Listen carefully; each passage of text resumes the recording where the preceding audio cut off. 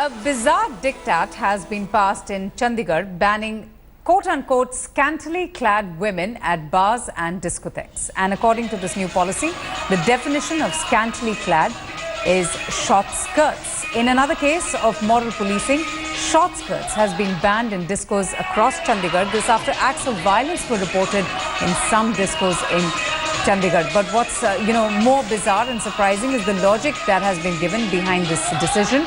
According to the officials, women who wear these supposed scanty clothes are anti-national, and therefore to curb anti-national activities, this decision has been made.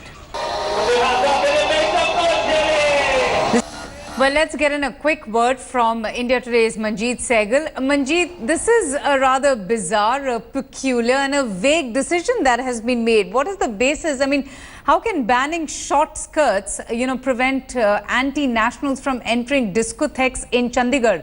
What is their definition of an anti-national?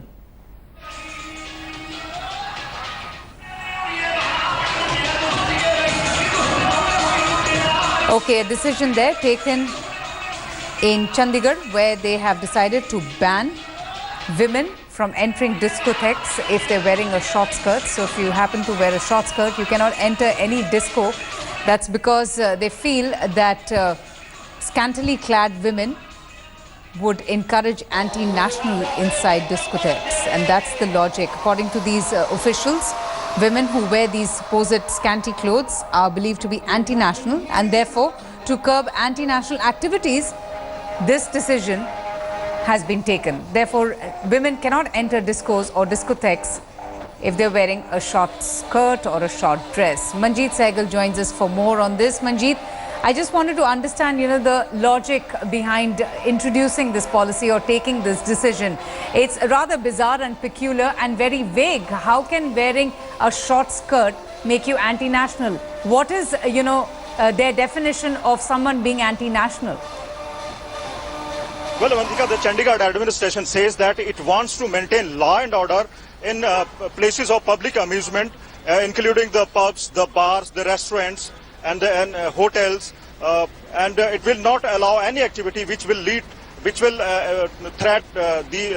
pose any threat to the law and order situation. It may include any skimpily clad women or any hooligans entering these places and making noise. And all we know that after a few days back, two females were found drunken and created ruckus, and a firing incident was also reported in one of the discotheques last year. So that is why the Chandigarh administration wants to control law and order situation in these public amusement places, and it has also issued strict guidelines to the people owning these places. And they said if they are found indulging in any sort of activity which will pose any threat to the peace and law and order, their licenses will be cancelled.